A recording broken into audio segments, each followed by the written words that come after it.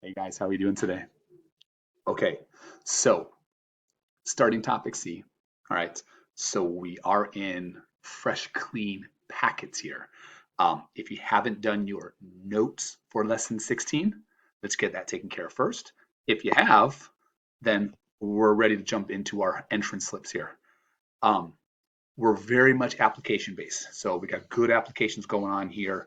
We're all about this thing that's called unit rates. And unit rates means how much for one. So we see this all the time driving by the gas station. We see how much it is per gallon. Per meaning for one. So that's something we want to keep in mind with. At the grocery store, all right, going to buy apples, $2.99 per pound. So again, those are all unit rates. How much for one? So the one that we want to be most familiar with as well too is dollars per hour. How much are you making per hour at a particular job? So that's probably something that's going to become of interest to you. So let's see what we've got going on here.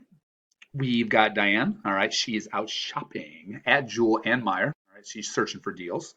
At Jewel, all right, she found that 12 apples cost $9.48. All right, and at Meyer, 15 apples cost $10.05. Which store is the better buy?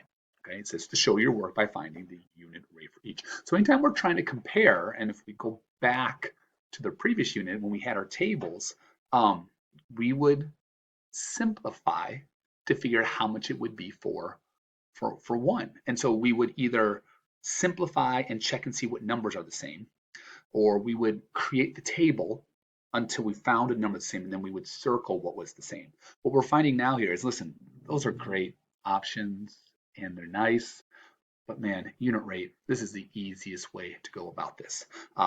So the idea we want to keep in mind is money is always on top, all right, when you're dealing with your fractions, and time is always on the bottom. So we're going to see these things in action, but this definitely stuff you want to be going back and looking at and being aware of. So when you're like, where do I put it? Is it talking about money? Is it talking about time? And that's going to take care of most situations. All right, so the first one is 12 apples for $9.48. So if we're looking at this, money, oh, $9.48. So we're going to have our $9.48. All right. And then if that's on top, well, the apples have to be on the bottom. All right. We want unit rate, and unit rate means how much for one. All right. So how much for one? That's what unit rate's all about. There we go. So we don't want to know how much it is for 12 apples. We want to know how much it is for one apple. So we've got our ratio here. So what do you do? What do you do to get from a 12 to a 1? Well, you should be dividing by 12. Yes, and this is one of the things that you're going to find out is you're always going to divide by that bottom number because any number divided by itself is always 1. So if I'm dividing by 12 in the denominator, I have to divide by 12 up here as well. So I'm going to type that on into my calculator, $9.48. I'm going to divide it by 12. You're going to want a calculator for this unit for sure. Here we go. The calculator says this. All right, so what is that? That is 79 cents for the one particular apple. Okay, so what we've got to do is analyze that when comparing it to the other situation here. All right, so ooh, I've gone blue here. Ah. I guess we'll stay. Oh, here we go. So now what we're dealing with here is the $10.05. All right, for the 15 apples.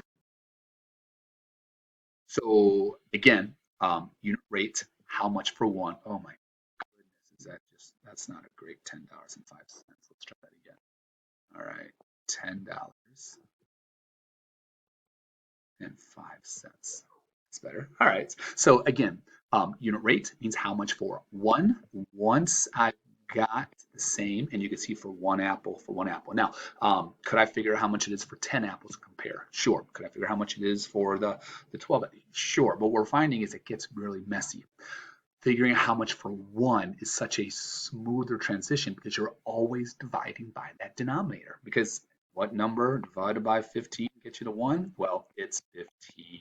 So we're always going to divide by that denominator. So go ahead and again, reach for your calculator here. $10.05 divided by the 15.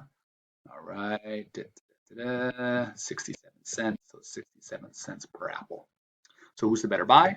All right, well, 67 cents for the one apple is, which was at Meijer. So in this case, we are going to run with Meijer here today. All right. Now I know we're not factoring gas or any of that kind of stuff for time, but that's what's going to be overall price. So at better price, cheaper. We want to pay less for it. Okay. So money wise, we see that money's always up on top. All right. Money's always in that numerator. If we notice what's going on here, we got Angela. She's enjoying swimming and often swims at a steady pace to burn calories. At this pace, Angela can swim 1,700 meters in 40 minutes. What's her unit rate? Okay, so just like when we're in a car, we don't say, hey, we're going 230 miles in 8 hours. No, the car, as we're looking at the speedometer of how fast that we're going, all right, we're talking about miles per hour. So how far are we going in 1 hour there? So I do see a time that's here, and time always goes in the denominator. All right, it's always 1,700 meters. All right, unit rate means how much for one. So we don't want to know for 40 minutes. We want to know what's it going to be for 1 minute. Again, we're going to divide. And so you might get in this where you kind of start to skip showing all this. You just jump right. I get it. But at the same time, I don't want you to make you think that I'm making something up here. All right. Sprinkle pixie dust to get the answers. All right. Yeah, no, we're dividing by whatever that denominator is. So again, I'll reach for my calculator. All right. So 1,700 and we'll divide it by our 40. I get a decimal. It's okay. That's okay. 42, 42 and 5/10. All right. That's all right to have decimals. We saw it up there when we're talking about money. So 42.5 meters in 1 minute is how fast she is going. So definitely break out the calculator.